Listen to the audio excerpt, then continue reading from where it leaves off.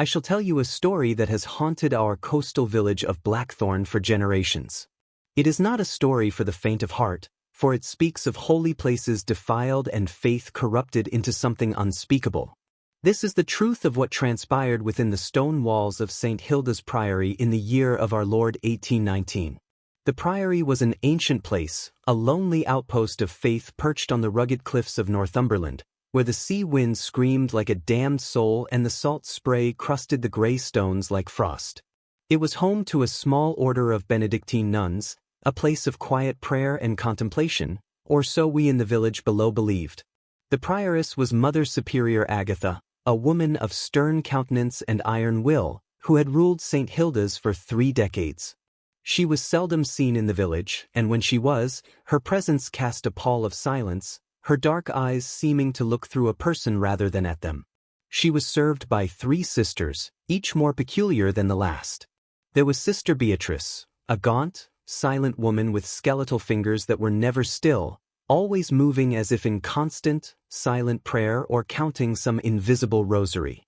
Sister Clara, the youngest, had a face that might have been pretty were it not for the vacant, dreamy look in her eyes and the simpleton's smile that rarely left her lips. And then there was Sister Margarita, a broad-shouldered, ruddy-faced woman from some foreign land, whose accent was thick and whose knowledge of herbs and poultices was said to be extensive. It was she who dealt with the village, trading the sisters simple woolen goods for supplies, and it was she who most often made the villagers' skin crawl. The trouble began subtly. Old Finn, the fisherman, was the first to mention it. "The wind from the cliffs," he muttered one evening in the Salty Gull Tavern. "It don't smell right no more. Not of sea and salt, but of sweet rot. Like flowers on a coffin." We laughed at him, attributing it to too much ale. But others began to notice. The livestock, the few scraggly sheep that grazed the cliff tops near the Priory, grew thin and nervous, their fleece falling out in patches. They would sometimes be found dead, their bodies unmarked but their eyes wide with a terror that seemed human. Then came the sounds. On nights when the moon was full and the wind was just so, a low chanting would drift down from the cliffs. It was not the gentle, melodic plainsong we were accustomed to hearing from the Priory chapel. This was a guttural, discordant hum, a rhythm that was alien and unsettling. It was Sister Beatrice, some said, her silent prayers given a voice that was never meant for prayer. The final straw for the village was the disappearance of young Liam, a simple-minded boy of 12 who would often wander the cliffs chasing gulls. He vanished on the eve of the autumn equinox. A search party was formed, and it was Brother Thomas, the village priest, who led them to the Priory gates. Mother Agatha received them with a cold formality. She denied any knowledge of the boy, her face a mask of granite. But as she spoke, Brother Thomas's eyes were drawn to the hem of her black habit. There, stark against the dark wool, was a single, fresh drop of crimson, like a fallen berry. And behind her, in the shadow of the doorway, stood Sister Clara, her simpleton's smile stretched into a rictus of secret delight. They found no trace of Liam that night. But the village knew. We knew in our bones that the sanctity of St. Hilda's had been broken, that something ancient and dark had taken root behind its holy walls. The 4 nuns were no longer brides of Christ. They had become something else entirely, priestesses of a quieter, colder God, and their rituals had only just begun. The disappearance of young Liam cast a permanent shadow over Blackthorn. The boy was never found, and the official story, grudgingly endorsed by a constable from Alnwick, was that he had fallen from the cliffs, a common enough tragedy on our treacherous coast. But in the hushed corners of the village, a different truth was whispered. We had seen the blood on the Mother Superior's robe and the chilling smile on Sister Clara's face. The Priory was no longer a sanctuary, it was a maw, and something had been fed to it. Brother Thomas, our village priest, a man of gentle faith and simple conviction, was shaken to his core. He attempted to make further inquiries, but the doors of St. Hilda's remained barred to him. When he celebrated Mass, his eyes would often drift towards the high window, his prayers faltering as if he could feel the weight of the blasphemy festering on the cliff above. His once robust frame began to waste away, and a perpetual tremor took hold of his hands. He had looked upon the face of a corruption that his theology could not name, and it was devouring him from within. It was in the deepening winter of 1820 that the next ominous sign manifested. The Priory bell, which for centuries had tolled the canonical hours with a clear, resonant tone that echoed across the bay, fell silent. Not a single note rang out to mark matins, lauds, or vespers. The silence from the cliffs was more deafening than any storm. It was an abandonment of sacred routine, a severing of the spiritual tether that had, however tenuously, bound the Priory to God and to our community. This silence seemed to empower the three lesser nuns, who now became a more frequent and unsettling presence on the periphery of our lives. They were never seen together with Mother Agatha anymore. Instead, they moved as a separate, unified entity, an unholy trinity. Sister Beatrice took to walking the cliff edge at dusk, her black habit whipping around her gaunt frame like the wings of a great carrion bird. She would pause at certain points, her skeletal fingers tracing symbols in the air, her lips moving in that same, low, guttural chant we heard on the wind. Children who saw her from a distance would wake screaming, babbling of a scarecrow lady who drinks the moonlight. Sister Clara's simple-mindedness curdled into something more sinister. She was often seen in the churchyard, not tending to graves, but sitting cross-legged before the oldest, most weathered headstones, her vacant smile fixed as she arranged and rearranged a collection of smooth, dark stones and bleached animal bones into spirals and jagged lines. When old Mrs. Dobbs approached her once to ask what she was doing, Clara looked up, her eyes for a moment losing their vagueness and focusing with an unnerving clarity. "Listening," she whispered. "They have such lovely old voices down there. They are teaching us the older prayers." But it was Sister Margarita who posed the most direct threat. Her dealings in the village became less about trade and more about acquisition. She would appear at a crofter's door, her broad form blocking the light, and demand specific items not for weaving or sustenance, but with a chilling specificity. A black hen, unblemished by any other color. A jar of earth from a freshly dug grave. The call of a newborn babe, preserved if possible. She did not ask, she demanded, her foreign accent twisting the words into threats. And her payment was no longer wool, but strange, potent herbs that induced deep sleep and vivid, terrifying dreams. Those who accepted her bargains would often fall ill for days, waking with a weakness in their limbs and a fear of the dark that never quite left them. The village of Blackthorn was now a prison, with the sea at our backs and a different kind of abyss yawning above us. We were caught between the rational world, which offered no explanation for our growing dread, and the terrifying certainty that the four women in the Priory were engaged in a work that defied all nature and all divinity. The silent bell was not a sign of absence. It was a signal that their true devotions, the ones that required no calling to God, had begun in earnest. And we, the people of the village, were either spectators to their dark sacrament or, we feared, the eventual ingredients within it. The winter of 1820 to 1821 was the hardest in living memory. It was as if the corruption festering within St. Hilda's had seeped into the very soil and weather. The cold was not a clean, brisk chill, but a damp, clinging malevolence that gnawed at the bones. The sea, our lifeblood, turned a sullen, leaden gray, and the fish seemed to flee the bay, leaving the nets of our fishermen emptier with each passing day. A strange blight afflicted the few winter crops. The turnips grew soft and black at the core, and the kale was stunted, its leaves mottled with a rusty fungus that resembled dried blood. Sickness, too, found a fertile ground in our fear-weakened community. A persistent, racking cough moved from house to house, a cough that left its victims pale and listless, their eyes sunken in shadows. Brother Thomas, our ailing priest, was among the first and worst afflicted. He took to his bed, his body racked by fits that left him too weak to even hold a Bible. In his fevered mutterings, he did not call upon God, but repeated a single, terrified phrase, "The earth is hungry, the old earth is hungry." It was during this time of collective despair that a new figure was seen at the Priory. A young woman, perhaps no more than 18 years of age, was observed by a shepherd tending his dwindling flock on the high pastures.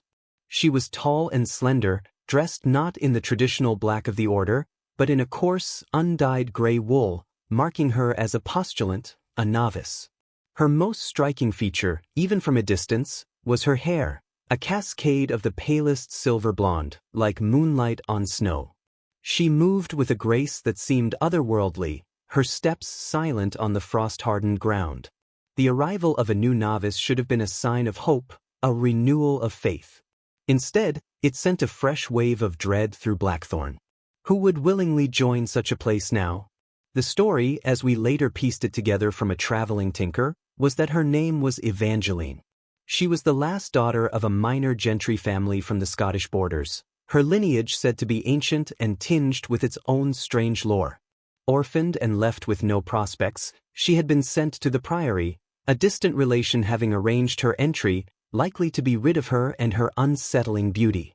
We watched, helpless, as this lamb was led into the lion's den.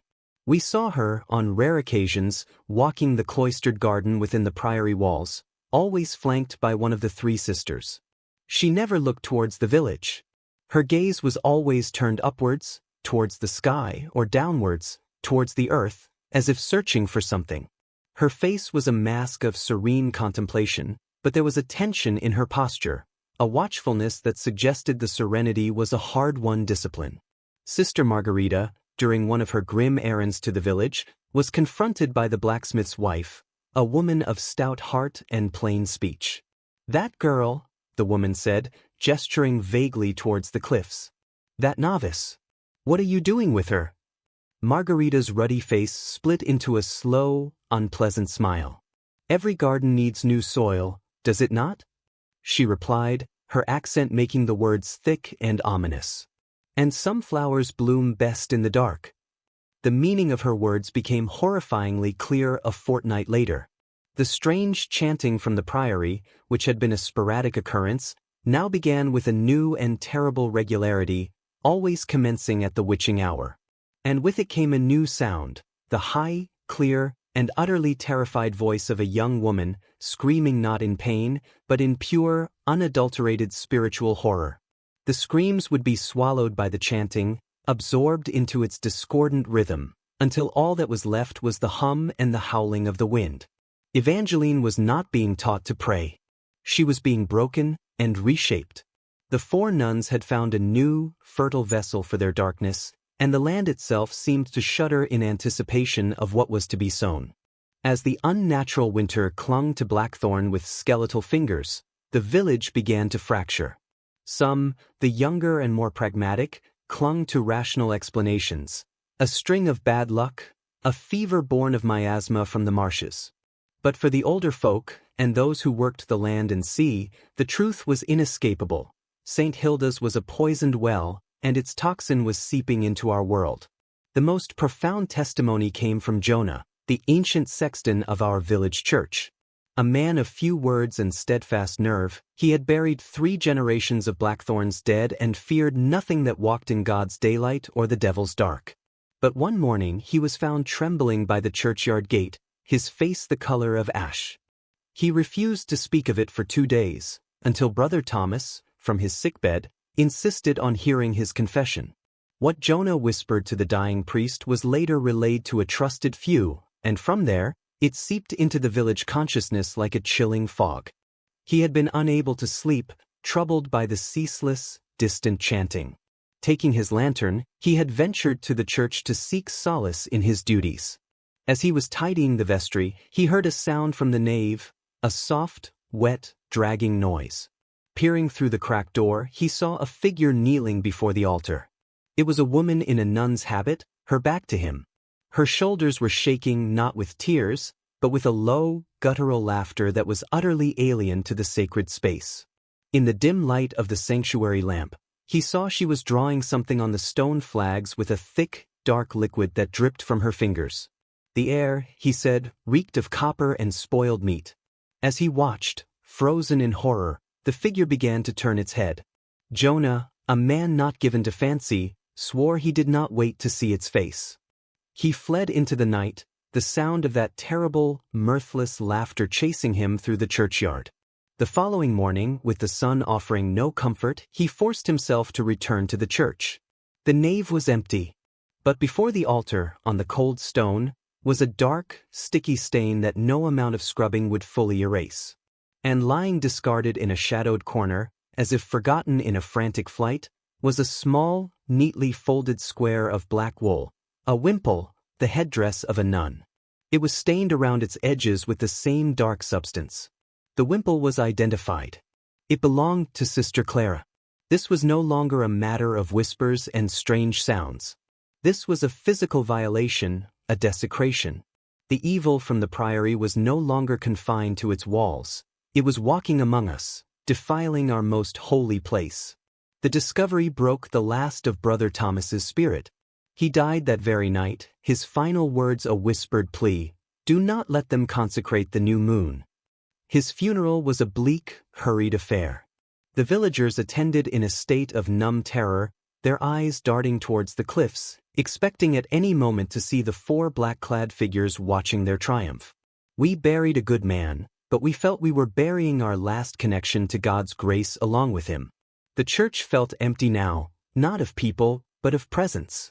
The Lord had departed Blackthorn, and in his absence, something older and hungrier was stirring, its acolytes robed in black, its chapel a priory on the cliff, and its scripture written in blood on our church floor. With Brother Thomas in his grave, a profound spiritual desolation fell upon Blackthorn. The church stood empty, its door locked, a monument to a faith that had fled our village. We were shepherdless, and the wolves we knew were not at the gate. They were in the fold, wearing the vestments of the flock. It was then that a glimmer of the truth, a fragment of the Priory's dark history, came into our possession. A traveling scribe, a man named Alastair Finch, took refuge in the Salty Gull during a fierce gale. He was a scholar, employed by the diocese to copy and preserve old ecclesiastical records. Over a pint of ale, he spoke of a recent, troubling task, transcribing the early founding documents of St. Hilda's. The original charter, he said, his voice low so as not to be overheard by the superstitious patrons, is peculiar. It speaks of St. Hilda, yes, but also of older patrons. There are references to the keepers of the stone, and they who wait in the deep earth. The language is more pagan than pious. He confessed that his work had been abruptly halted by a direct order from the bishop's office. The official reason was a reallocation of resources, but a nervous clerk had whispered to him that the records pertaining to St. Hilda's were to be sealed, their contents deemed spiritually hazardous. This fragment of knowledge was like a key turning in a rusty lock. The 4 nuns were not merely corrupting a holy place, they were reverting it to its original, primal purpose. They were the latest in a line of keepers, and their rituals were not a perversion of their faith, but a fulfillment of a far older, darker covenant. Their purpose became clearer through their actions. The demands made by Sister Margarita grew more specific and more horrifying. She no longer sought just any black hen, but one with a comb shaped like a crescent moon. The grave earth she demanded had to be from a suicide's burial plot.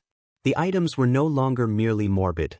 They were symbolic, components for a specific, terrible working. The village was now a larder for their blasphemies. We lived in terror of a knock at the door, knowing that to refuse Sister Margarita was to invite a sickness upon your livestock, a blight upon your hearth, or the haunting nightmares that now plagued so many. To acquiesce was to feel the stain of their sin upon your own soul. We were complicit, our fear making us collaborators in our own damnation. The focus of their attention, we knew, was the new novice, Evangeline. Her silver-haired form was seen less and less in the garden. On the rare occasion she was visible, she was as pale as a spectre, her movements languid, her once watchful eyes now dull and distant, as if something vital within her had been extinguished. It was said that Mother Agatha was preparing her for a great sacrament, a union with the bedrock saint. The full horror of what that meant struck us on the night of the new moon, the moon Brother Thomas had warned us of. There was no chanting. The priory was preternaturally silent. But from the cliffs came a new sound, the rhythmic, percussive strike of iron on stone, a sound of deliberate, patient excavation. They were digging. Not a grave, we feared, but an altar. And we knew, with a certainty that froze the blood in our veins, that Evangeline was to be its centerpiece.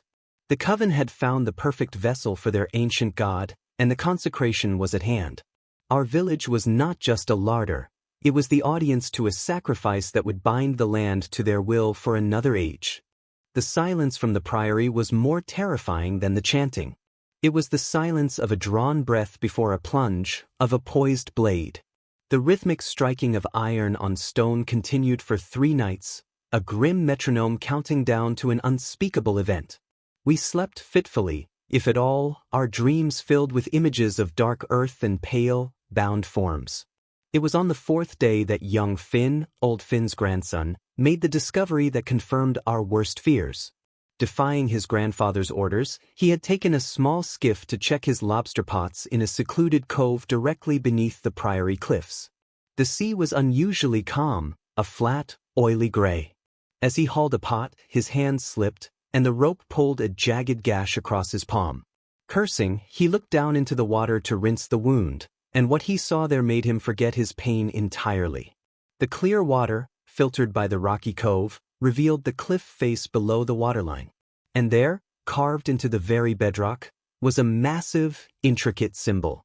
It was a spiral, but unlike any natural formation, its lines were precise and sharp, intersecting with angular, runic marks. At its center was a deep, dark hollow. The symbol seemed to pulse with a faint, sickly phosphorescence, a greenish light that had nothing to do with the sun above. It was ancient, it was deliberate, and it was an abomination. Finn rode back to the village as if the devil himself were at his heels. His story, told between gasps of terror, painted a chilling picture. The nuns were not just digging anywhere. They were activating something that had been there for centuries, perhaps millennia. The bedrock saint was not a metaphor, it was a physical presence in the stone, an entity bound to that specific place, and the priory had been built not to worship God, but to serve as its gatehouse. The symbol in the cove explained the nuns' specific demands. The black hen with the crescent comb was a symbol of the dark moon, a time of potent, negative power. The suicide's grave earth represented a soul trapped between worlds, a powerful conduit. And the call of a newborn was a veil, a membrane between life and something else, a key to unlock a door. We now understood the fate intended for Evangeline. She was not merely a sacrifice to be killed.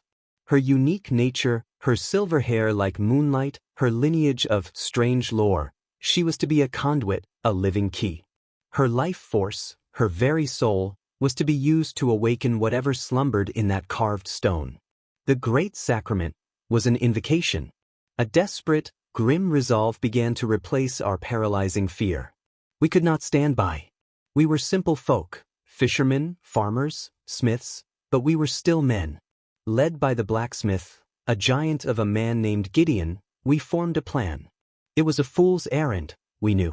We were facing not just 4 women, but a power that had slept in the stone since before Christ. But to do nothing was to condemn our souls and our village to an eternity of shadow. We would arm ourselves with what we had, scythes, axes, and the blacksmith's hammers. We would march on the priory at dawn, before the next new moon ritual could begin. We would break down the door, confront the coven, and free the novice, even if it meant sending the 4 nuns to meet the God they had so utterly betrayed. It was a desperate gamble, a handful of frightened men against a centuries-old darkness. But the alternative was to become forever prisoners in a world remade by the things that waited in the deep earth. Dawn on the appointed day was a bleary, colorless affair. A thick, cold mist had rolled in from the sea, swallowing the cliffs and muffling all sound.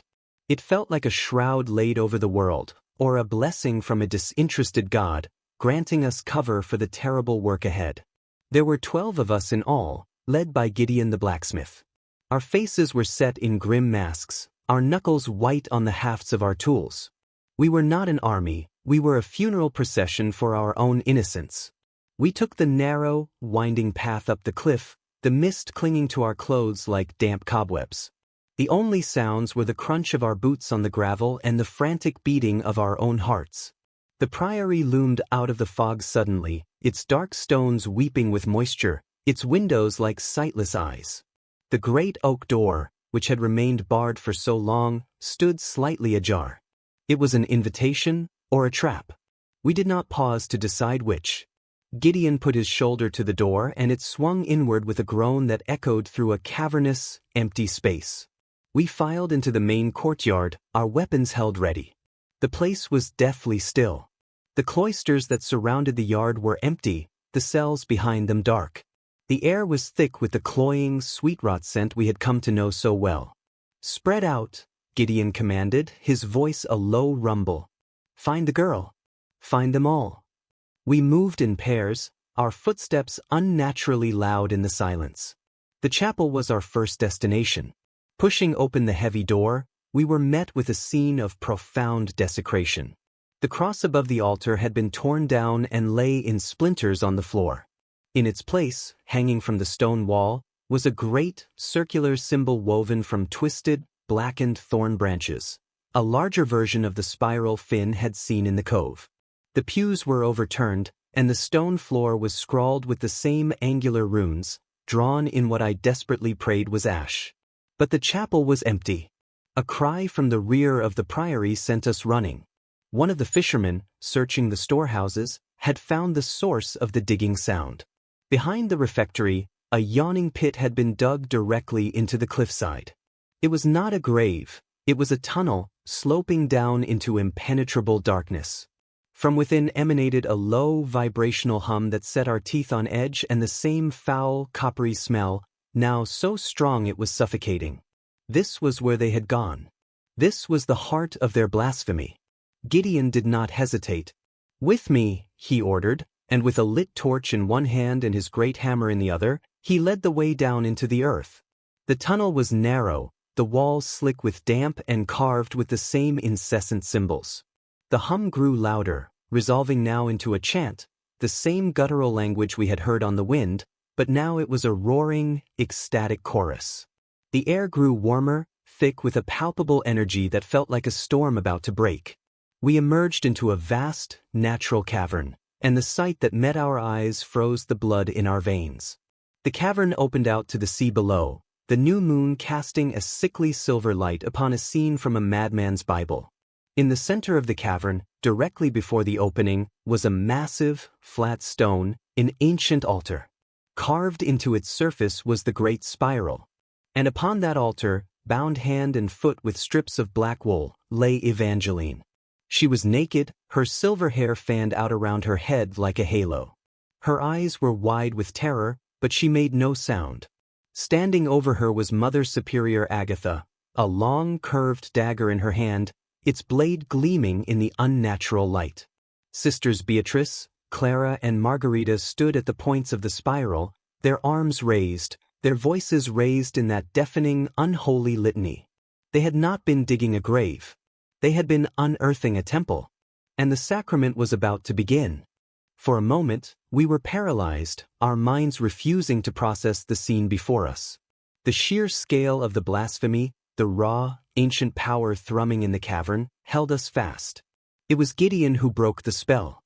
With a roar that shook the very air, he charged forward, his hammer raised high.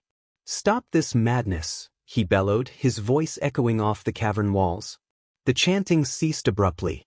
The 4 nuns turned as one, their faces not with surprise, but with a cold, furious contempt. Mother Agatha's eyes, burning with a fanatical fire, fixed upon us. "You are too late," she hissed, her voice no longer that of a stern abbess, but of something far older and more venomous. "The gate opens. The sleeper stirs." Sister Clara giggled, a high, insane sound that bounced off the stone. Sister Beatrice's fingers began to twitch faster, tracing patterns in the air as if weaving a final, deadly thread. Sister Margarita stepped forward, a grim smile on her broad face, and from within her robes she produced not a weapon, but a small, black clay pot from which issued a thin, acrid smoke. Gideon did not slow his charge. He swung his massive hammer at Mother Agatha, aiming to knock the dagger from her hand. But he never reached her. Sister Margarita hurled the clay pot to the ground at his feet. It shattered, and a cloud of that vile, dark smoke erupted, engulfing him. He stumbled back, choking, his great strength seeming to leave him as he collapsed to his knees, clawing at his throat. The rest of us stood frozen, our courage evaporating in the face of this unnatural assault. The other nuns began to advance, their movements unnaturally fluid, their eyes gleaming in the dim light. They were not afraid of our axes and scythes. They were something more than human. It was then that Mother Agatha turned back to the altar. She raised the curved dagger high, the blade catching the faint light from the cavern mouth. She began to chant again, a single, guttural word that was a name, but not any name a Christian tongue should form. "Now," she cried, her voice ringing with triumph, "the vessel is offered. The path is made clear." The dagger began its descent towards Evangeline's heart. A collective scream was torn from our throats, a useless protest against the inevitable. But the sacrifice was not completed. From the mouth of the tunnel behind us, a figure stumbled into the cavern. It was Brother Thomas. Or what was left of him. He was emaciated, his skin stretched taut over his skull, his burial shroud hanging in tatters from his frame. His eyes were wide, vacant pools of terror, but his arm was outstretched, and in his hand he clutched a simple iron crucifix. "In nomine Patris," he rasped, his voice a dry, rattling whisper, yet it cut through the oppressive hum like a knife. A shriek of pure, undiluted rage erupted from Mother Agatha. The advancing nuns recoiled as if struck. The power in the cavern wavered. The name of the Christian God, spoken with the last vestige of true faith by a man who had returned from the very brink of death to utter it, was a poison in this place. The distraction lasted only a second, but it was enough. Evangeline, seeing her chance, twisted with a desperate strength, and the dagger meant for her heart sliced deep into her shoulder instead. Her blood, shockingly red and vibrant, spilled onto the pale stone of the altar. The effect was instantaneous, but not what any of us expected. The spiral on the altar drank her blood, the carved lines glowing with a sudden, violent crimson light. The cavern began to tremble, not with the awakening of the sleeper, but with a raw, chaotic energy. The nuns screamed, not in triumph, but in thwarted fury and sudden fear. The ritual had been disrupted, the offering corrupted. They had not given a pure sacrifice to their God. They had given it pain and struggle and a will to live. The ground shook violently. Rocks began to fall from the ceiling. The sea outside the cavern mouth roared, and a great wave crashed into the opening, spraying salt water across the chamber. "Run!" Gideon croaked, finding his voice again. "Get the girl! Run!" Chaos consumed the ancient temple. We were no longer warriors, but rats fleeing a sinking ship. The darkness we had sought to prevent was not awakened. Instead, we had unleashed a different kind of hell. The cavern disintegrated around us. It was not a mere collapse of stone. It was as if the earth itself was convulsing in rejection of the violated ritual. The crimson glow from the blood-soaked altar pulsed like an angry heart, casting frantic, bloody shadows that danced with the frenzy of the damned. Great slabs of rock, shaken loose by the tremors, crashed down, crushing the ancient symbols and sending shards of stone flying like shrapnel. Amid the chaos, our only thought was survival. Gideon, though still wheezing from the foul smoke, surged forward. He ignored the advancing nuns, his sole focus the altar.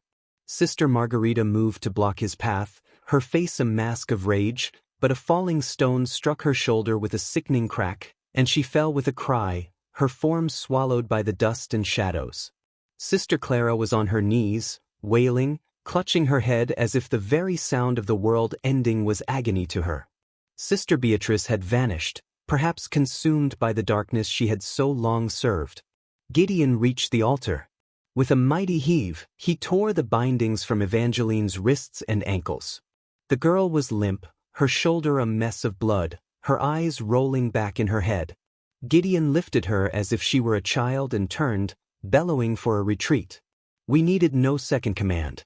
We scrambled back towards the tunnel, slipping on the shaking ground, dodging the rain of stone. I cast one last look back. Mother Agatha stood alone before the seething altar, her arms still raised, not in supplication now, but in defiance.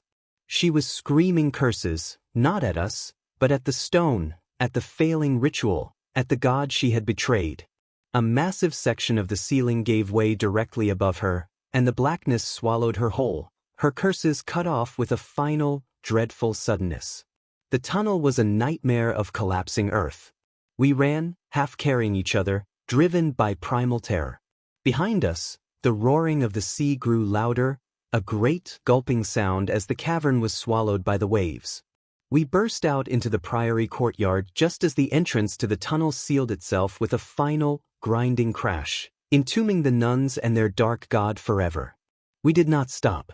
We staggered down the cliff path, the ground still trembling beneath our feet.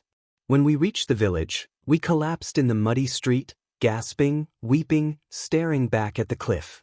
A great plume of dust hung over St. Hilda's, and a deep, groaning rumble echoed from the earth for what felt like an eternity. When the sun rose properly, it revealed a changed landscape.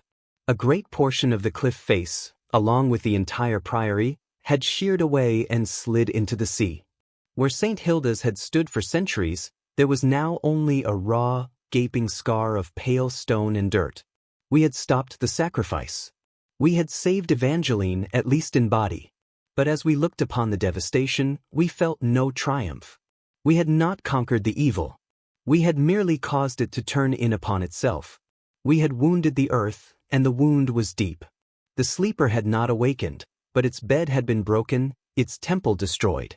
We were left with the chilling certainty that we had not ended the darkness, but had instead scattered its seeds upon the wind. The priory was gone, but the curse, we knew, was now loose upon the world. The days that followed the destruction of St. Hilda's were a numb, gray blur. The physical scar on the cliff face was a constant, grim reminder of the horror we had witnessed. The sea, once our provider, now seemed a hungry, gray grave, and the villagers gave the coastline a wide berth. The body of Evangeline was carried to the blacksmith's forge, the only place with a hearth large enough to ward off the pervasive chill that had settled in our bones. Gideon's wife, a capable and compassionate woman named Maeve, tended to the girl's grievous wound.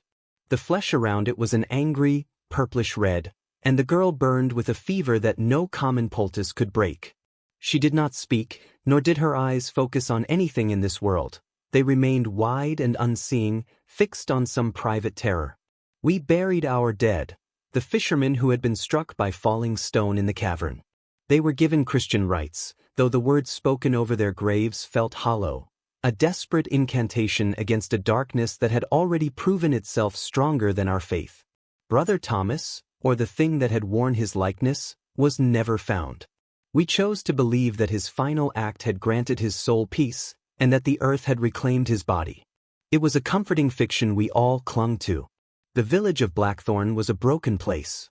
The men who had descended into that cavern were haunted, jumping at shadows, their sleep fractured by nightmares of chanting, falling stone, and Mother Agatha's vengeful eyes. The story of what had truly happened was too terrible to speak aloud, so it festered in silence, a poison in our communal heart. The official account, given to the magistrate who rode from Alnwick, was of a tragic landslide that had taken the pious nuns and nearly taken some of our own men who had been attempting a rescue. He believed it, for the evidence of the collapse was plain to see, and he was eager to close the matter. But the land told a different story. The blight on the crops did not lift, it worsened. The few remaining sheep grew strange, coarse wool the color of ashes, and their meat, when we were forced to slaughter them, tasted foul and metallic.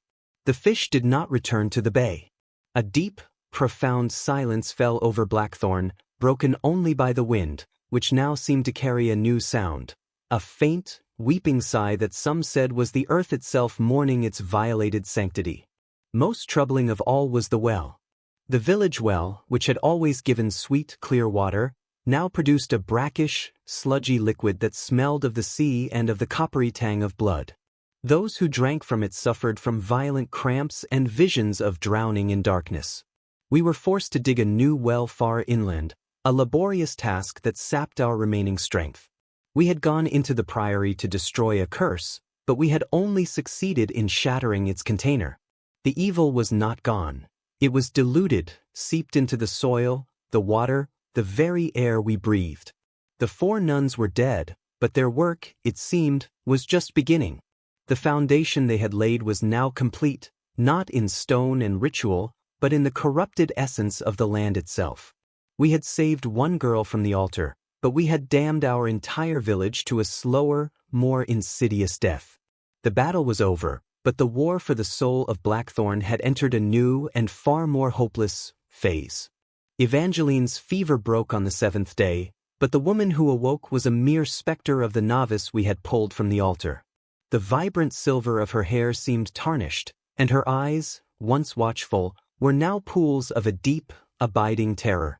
She could not, or would not, speak of what had been done to her in the Priory. The mere sight of a crucifix would send her into paroxysms of silent, shaking fear, and she would claw at the bandage on her shoulder, where the wound, though physically healing, remained a livid, purple wheal, cold to the touch. Maeve, with a patience born of both pity and a grim understanding of our shared plight, cared for her. She was housed in a small, spare room in the blacksmith's cottage, its window facing away from the sea. The girl took to sitting for hours, staring at the wall, her fingers unconsciously tracing the same spirals and angular patterns on the rough wood of the table that had been carved into the cavern altar. It was a habit that made the blood run cold in those who saw it. The first tangible omen occurred a fortnight after the collapse. It was young Finn, the same lad who had discovered the underwater symbol, who brought the news. He had been mending nets on the shore, his gaze, like all our gazes, drawn incessantly to the raw scar on the cliff. He saw a figure, a woman in black, standing at the very edge of the precipice where the Priory had once stood. Her robes whipped in the wind, but she stood perfectly still. He swore it was Sister Beatrice, her gaunt frame unmistakable. As he watched, aghast, the figure did not fall or move away. She simply dissolved, fading into the sea mist like smoke. Few believed him at first, attributing it to a guilt-ridden fancy. But then others began to see her. Old Maggie, drawing water from the new well, saw a reflection in the bucket, a pale, skeletal face looking over her shoulder. A shepherd boy swore a scarecrow lady walked through his flock at dusk, the sheep parting around her insubstantial form without a sound. The land, too, continued its strange rebellion. The new well, dug with such effort far from the sea, began to show the same taint as the old. The water developed a faint, iridescent sheen, and the cramps and visions returned for those desperate enough to drink it. We were now truly parched, our thirst a daily torment that mirrored our spiritual desolation. It was Evangeline, in one of her rare moments of lucidity, who provided a sliver of an explanation. Maeve was trying to get her to take some broth when the girl suddenly gripped her wrist, her strength surprising. Her eyes focused not on Maeve, but on some middle distance, filled with a horrified understanding. "The well," she whispered, her voice a dry rustle, unused for so long. "It's not the water. It's the pattern. It's in the stone. They put it there. It drinks." She would say no more, retreating back into her catatonic state. But her words confirmed our deepest fear. The evil was not a ghost, not a memory. It was a living, spreading stain, a metaphysical disease written into the geology of the place. The nuns had not just performed rituals, they had infected the very bedrock, and the death of their physical bodies had done nothing to stop the progress of the corruption. The foundation they had laid was not of mortar and stone, but of something far more enduring, and it was thirsting. The curse of the tainted wells became the central, agonizing reality of our existence.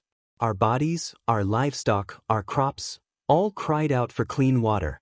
The once lush kitchen gardens of Blackthorn withered into patches of brittle, gray stalks.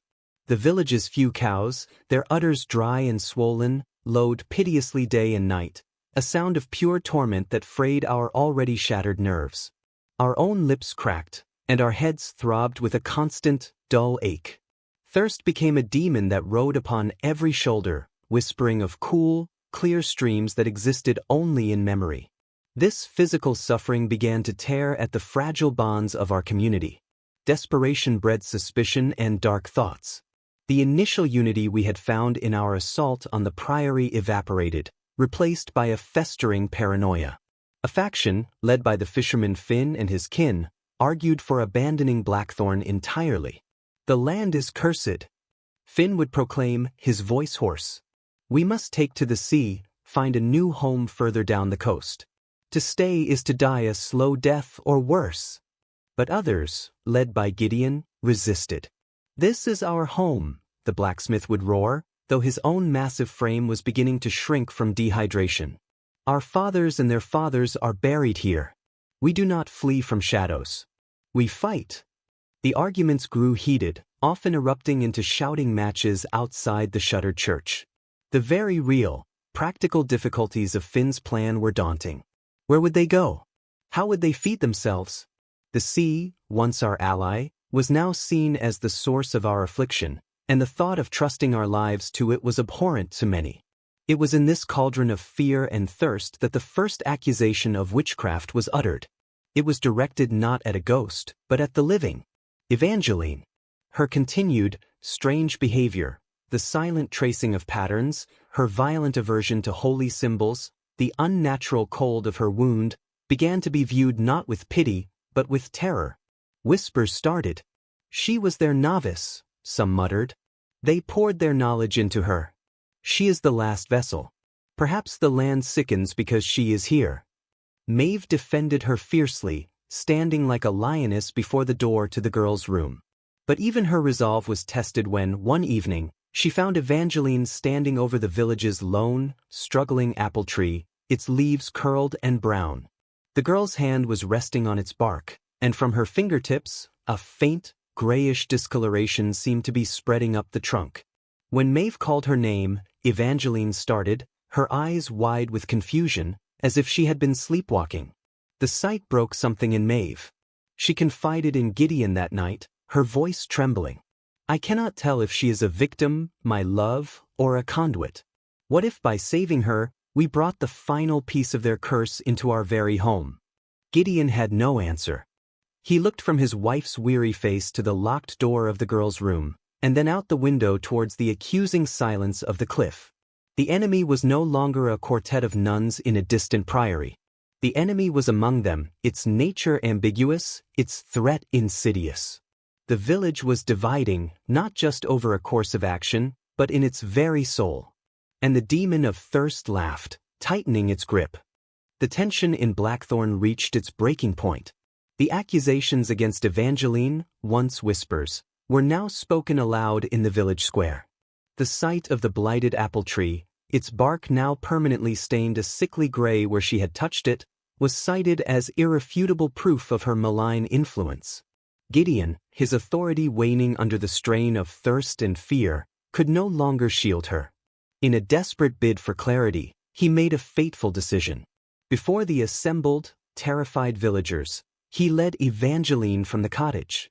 She came without resistance, her face a mask of vacant resignation. There, in the harsh light of day, he gently but firmly pulled back the bandage on her shoulder to reveal the wound. A collective gasp rippled through the crowd.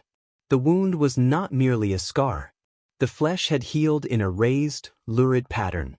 A perfect, spiraling symbol, a smaller, more intricate version of the great carving on the cavern altar. It pulsed with a faint, violet light against her pale skin, as if a shard of that blasphemous place had been grafted onto her very body. The mark of the altar was upon her. She was branded. Panic erupted. Finn and his followers surged forward, their faces contorted with a hunger that was no longer just for water. It is her, they screamed. She is the poison in our well. She must be cast out. Or given back to the sea. In the ensuing chaos, a new voice cut through the din, cold and commanding. It was Sister Margarita. She stood at the edge of the crowd, her form substantial and whole, though her ruddy face was pale and one arm hung useless at her side, clearly broken. She had not perished in the collapse. She had clawed her way out of the earth.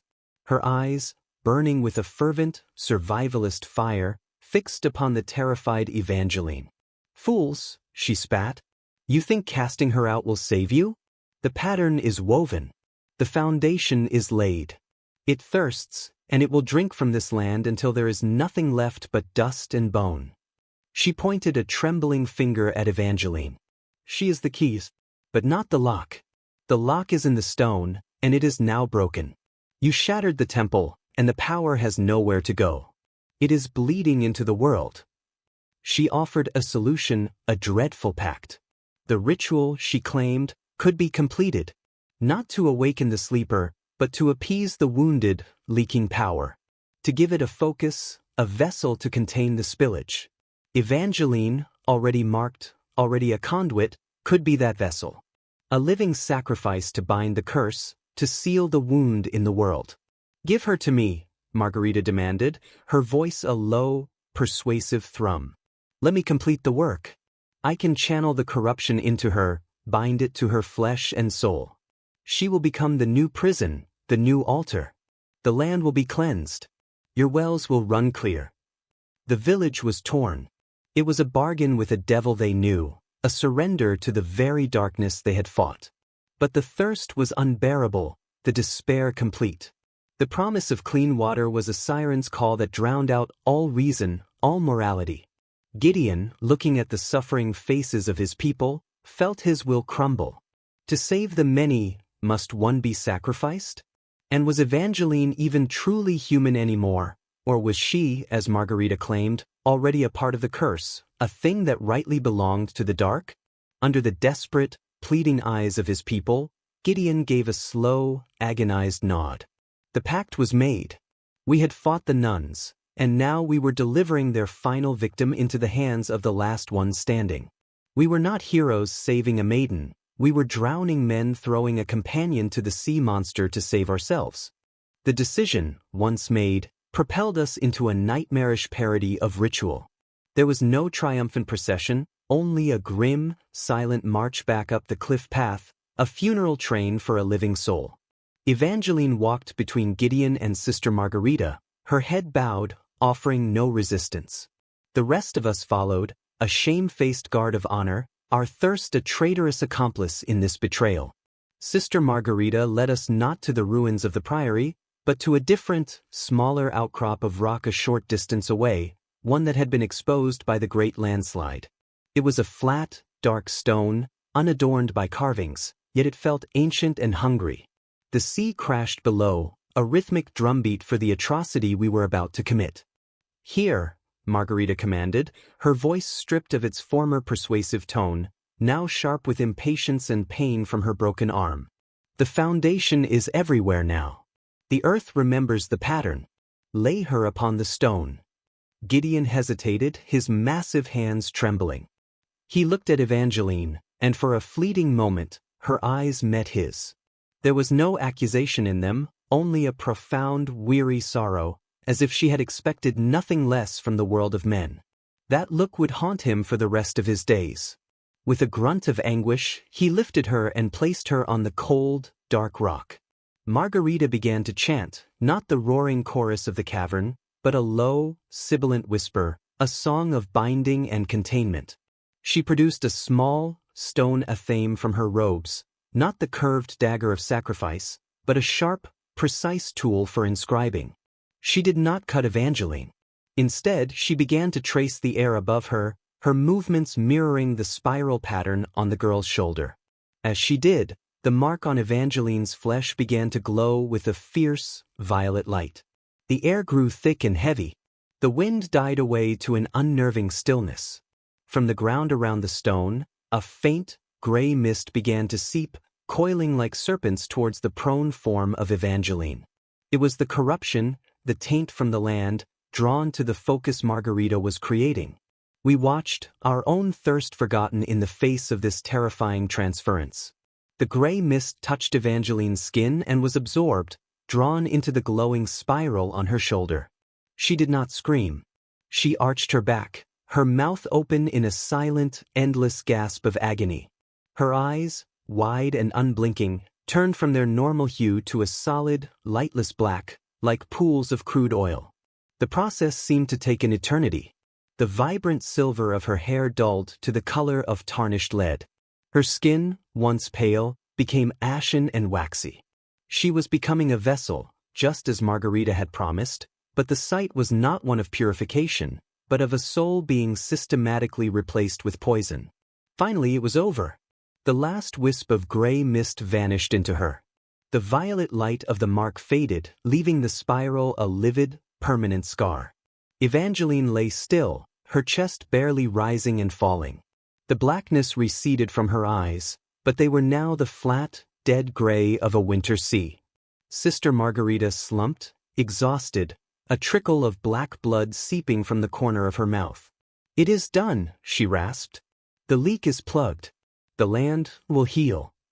As if on cue, a villager cried out, pointing towards the village. A thin, hopeful plume of smoke rose from a chimney, the first fire lit in days with a heart other than despair.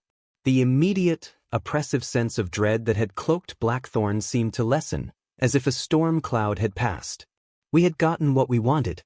We had saved our village. But as we looked upon the horrifically altered girl on the stone, we knew the cost. We had not cleansed the curse. We had concentrated it. We had created a living, breathing prison for an ancient evil, and we had set her loose upon the world. The foundation was no longer in the earth.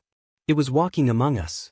We carried Evangeline back to Gideon's cottage, but the place that had been her refuge now felt like a profane crypt. The girl we laid upon the bed was a changeling, a thing of stone and silence. The vibrant life that had once flickered behind her eyes was extinguished, replaced by a chilling, watchful stillness. Her skin was cool and dry as parchment, and the spiral scar on her shoulder seemed to have sunk deeper, as if branded into the bone beneath. Miraculously, almost mockingly, the village began to recover. The very next morning, Finn himself, his skepticism warring with a desperate hope, ventured to the new well. He returned with a bucket of water that was clear, cold, and sweet. The iridescent sheen was gone. The blight on the crops did not vanish overnight, but the gray fungus ceased its spread, and a tentative, sickly green returned to the surviving plants. The oppressive weight in the air had indeed lifted.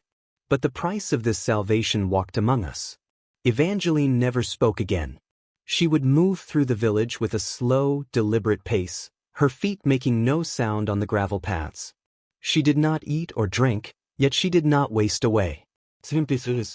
Where she walked, small, unnatural things occurred. A patch of grass would wither and die in her footsteps, the blades turning the same ashen gray as her hair. A bird that flew too close to her would fall from the sky, not dead, but stunned and silent, its eyes glazed over.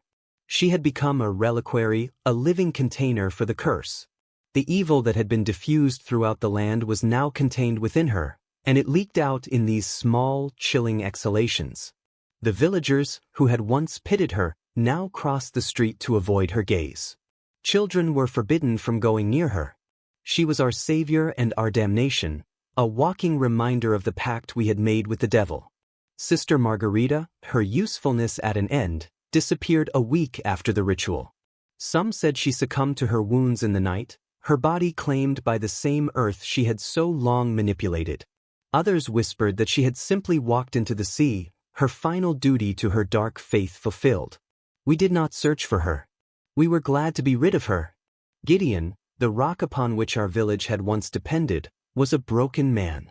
He could not look upon Evangeline without seeing his own failure, his own moral compromise. He spent his days at the forge, the ringing of his hammer a futile attempt to drown out the silence that had settled in his own home. Maeve alone showed the girl a semblance of kindness, though it was now tempered with a fearful reverence. She would leave out a bowl of water and a crust of bread each day, which were never touched, and would sometimes speak to the motionless figure in a low, soothing tone, receiving no response but that flat, gray stare. The horror of St. Hilda's was over. The spectral nuns were seen no more. The chanting was silenced. But we had not found peace. We had merely exchanged a spectacular, external terror for a quiet, internal one. We had traded the haunting of a place for the haunting of a person. The curse was no longer a story to be told by the fire. It was our neighbor, a silent, gray-clad woman who walked our lanes, a vessel of unimaginable darkness, and the living, breathing foundation of Blackthorn's fragile, shameful peace.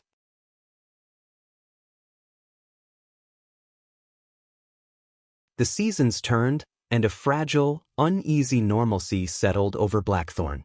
The fields yielded a meager harvest, the wells remained clear, and the sea grudgingly gave up its fish. But the village was a body that had survived a plague, left with a weakened constitution and a memory of the fever that had nearly consumed it. The heart of that memory was Evangeline. She was no longer kept in Gideon's cottage. She had simply left. No one saw her depart, but she was found dwelling in the old stone shell of a shepherd's bothy on the outskirts of the village, a ruin that had been abandoned for a generation. It was as if the stone called to the stone within her. She asked for no permission. She simply occupied the space, and none dared to contest her. Her presence there began to alter the place. The ground around the bothy became a circle of absolute sterility, not just barren but hardened, as if glazed by a great heat. The air around it was perpetually cold, and the few hardy weeds that dared to poke through the soil at its edges were twisted into strange, corkscrew shapes. The bothy itself, once a humble shelter of gray rock, began to show a faint, phosphorescent lichen growing between its stones, which pulsed with a soft, violet light after dusk, the same hue as the scar on its inhabitant. She never aged. The passage of years that etched lines on our faces and stooped our shoulders left no mark upon her. Her hair remained that tarnished silver, her skin the color of ash, her eyes the flat, dead gray of a stagnant pond. She was a fixed point in our world, a monument to our sin. The nature of the small, unnatural things that occurred in her presence began to evolve. It was no longer just withered grass and stunned birds. Animals that gave birth near her domain produced stillborn young, or offspring with grotesque deformities, a lamb with 5 legs and no eyes, a calf with a mouth that ran the length of its skull. The dreams of those who lived closest to the bothy became plagued with visions of a vast, silent city under a black sun, and a longing for a cold, deep peace that was the antithesis of life. We had believed we contained the curse within her, but we were wrong. We had merely given it a nucleus, a place from which it could slowly, patiently reweave the fabric of reality around itself. She was not a sealed vessel, she was a seed. And the corruption was beginning to germinate. The village divided itself anew, not by argument, but by unspoken geography. A new, invisible boundary was drawn, with the bothy at its center. Those who could afford to move their homes and their livelihoods to the far southern end of the village, as far from that silent, glowing hut as possible. The northern end, closest to her, became a place of poverty and despair, inhabited only by those who had no other choice, their spirits slowly crushed by the proximity to the living curse. We had sacrificed a girl to save our village, but in doing so, we had planted a cancer at its very heart. The evil was no longer a threat from the cliffs, it was embedded in our community, growing slowly, inexorably. The peace we had purchased was the peace of a terminal illness in remission. We went about our lives, tended our fields, mended our nets, but always with one eye on the northern track, watching the slow, terrible bloom of the thing we had created. The foundation was no longer just laid, it was building upon itself, and we were the mortar in its unholy walls. A generation passed. The children who had been forbidden to look upon Evangeline were now grown, with children of their own. The story of the 4 nuns and the living curse had hardened from a terrifying memory into a foundational myth, the dark creation story of a new Blackthorn. The village was now 2 distinct entities, the southern end, which functioned with a semblance of normalcy, and the northern quarter, which had become known as the Quiet Land. It was to this quiet land that a new kind of visitor began to come. They were not like the terrified villagers or the sensation-seekers of old.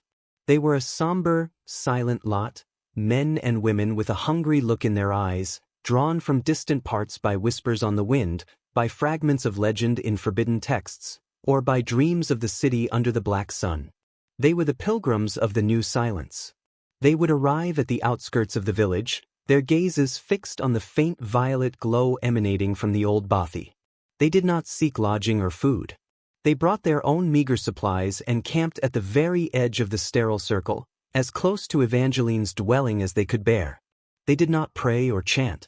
They simply sat, cross-legged and still, their faces turned towards the bothy, as if soaking in the nullity that radiated from it. Some would leave after a few days, their faces pale and disappointed, as if they had failed a test. Others stayed for weeks, their bodies growing thinner, their eyes taking on the same flat, gray quality as Evangeline's. These were the ones who had found what they were seeking. They sought not God, not power, but an end to the torment of being. They were drawn to the absolute stillness she represented, the promise of a consciousness stripped of desire, memory, and pain. We, the descendants of those who had made the pact, watched these pilgrims with a complex dread. They were proof that the curse was not local, that its influence was spreading, calling to a certain kind of broken soul across the land. They were also a judgment upon us. They revered what we feared, they sought the oblivion we had inflicted upon an innocent. Evangeline herself never acknowledged them. She would occasionally emerge from the bothy, her form as unchanging as ever, and walk the perimeter of the sterile ground. The pilgrims would watch her, their breath held, as if in the presence of a saint. She was their icon of negation, their living goddess of silence. One pilgrim, a young man hollowed out by a grief he would not name, dared to step across the sterile boundary as she passed. He reached out a trembling hand, not to touch her, but as a supplicant. The moment his foot crossed the invisible line, he froze. Not in terror, but in a sudden, profound stillness. A look of ecstatic peace washed over his face, a peace so deep it was indistinguishable from death. He stood there for a day and a night, a statue of bliss, before collapsing into dust, his body unable to contain the void he had so desperately sought. After that, no others crossed the line. They understood. She was not to be touched, only witnessed. The bothy was not a home, it was a shrine. And the thing that lived within it was no longer a girl, or even a vessel. It was the quiet heart of a new and terrible faith, a faith that worshipped the end of all things. The corruption had not just taken root, it had begun to evangelize. The passing decades were not kind to the old guard. Gideon, the once mighty blacksmith, was the first to go. He did not die of illness or age in any conventional sense. He simply faded. He spent his final years staring into the embers of his forge, his great hammer lying unused beside him. The memory of his nod, the moment he consented to Evangeline's fate, had eroded his spirit more effectively than any rust could eat iron. He was found one morning cold in his chair, his eyes open and fixed on the northern track, a look of unanswerable question frozen on his face. Maeve followed him within the year, her own generous heart finally succumbing to the weight of a kindness that had long since become a burden. The cottage felt empty without them, a shell that echoed with the ghosts of our collective failure.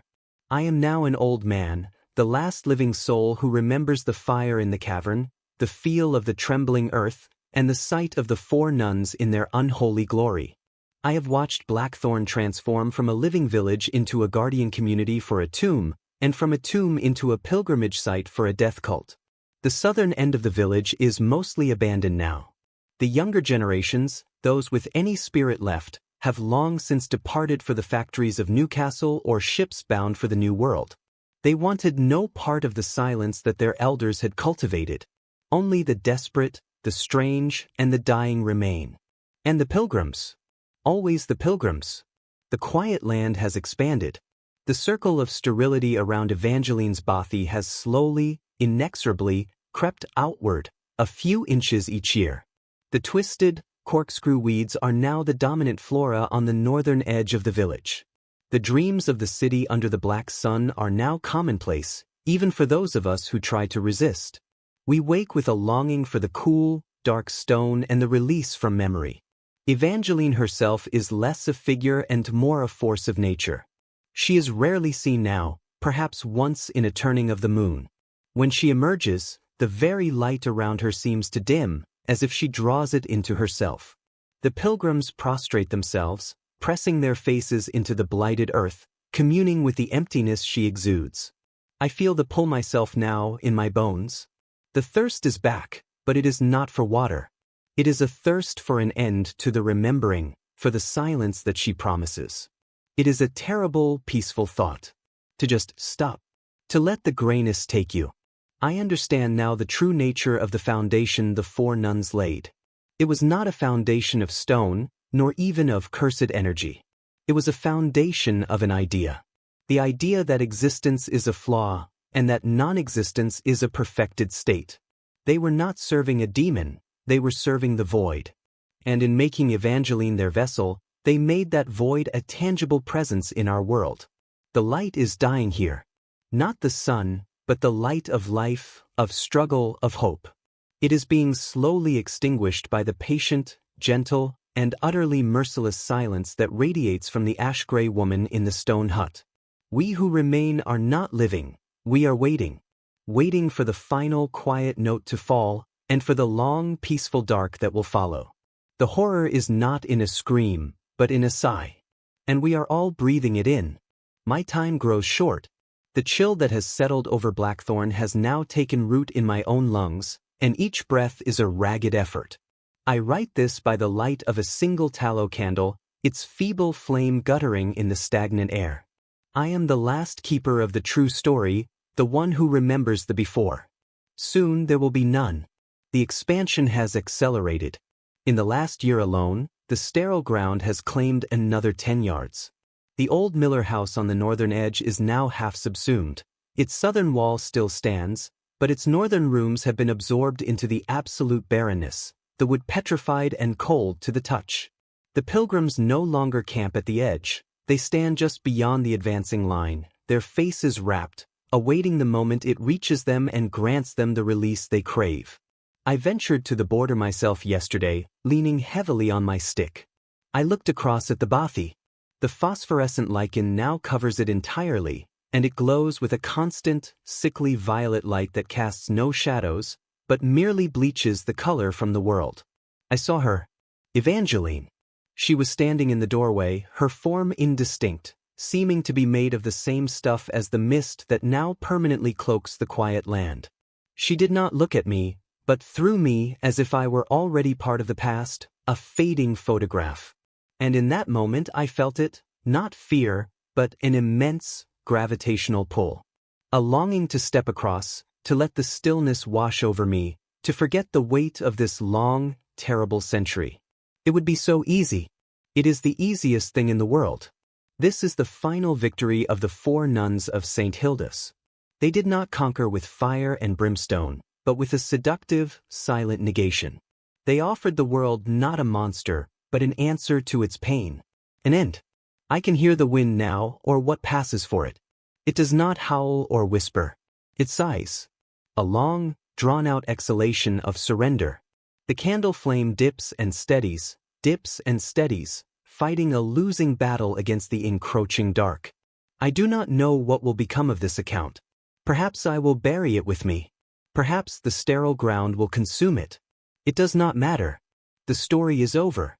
Blackthorn is no longer a village, it is an anteroom. Evangeline is no longer a woman or a curse, she is a door.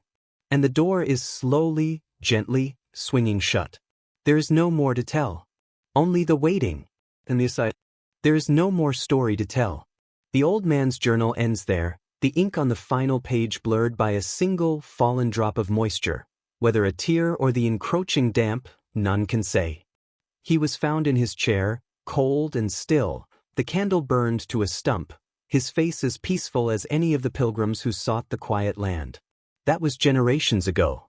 If you were to travel to that stretch of the Northumberland coast today, you would find no village called Blackthorn. The maps make no mention of it. You would find only a vast, desolate headland where the wind is perpetually calm and the sea lies flat and silent, as if covered by an invisible film of oil. The cliffs are not rugged and dramatic, but smooth and pale, as if worn down by an unimaginable age. At the center of this expanse lies a single low structure, a bothy made of the same smooth, pale stone, from which no light, violet or otherwise, now emanates. It is simply there. A void in the landscape. The air around it is not cold, nor is it warm. It is nothing. A perfect sensory vacuum. No pilgrims come here anymore. There is nothing left to pilgrimage towards. The silence is complete, absolute, and utterly consuming. The foundation laid by the 4 nuns so long ago is finally, fully realized. It is not a curse upon the land, but a transformation of it. The land, and perhaps a far greater expanse beyond it, has been consecrated to a new purpose, the worship of nothing. The entity that was once Evangeline is likely still within that stone hut, or perhaps she has become the stone itself, her consciousness dissolved into the vast, quiet hum of non-existence. She is no longer a vessel, but a cornerstone. And so, the tale ends not with a bang, but with a hush.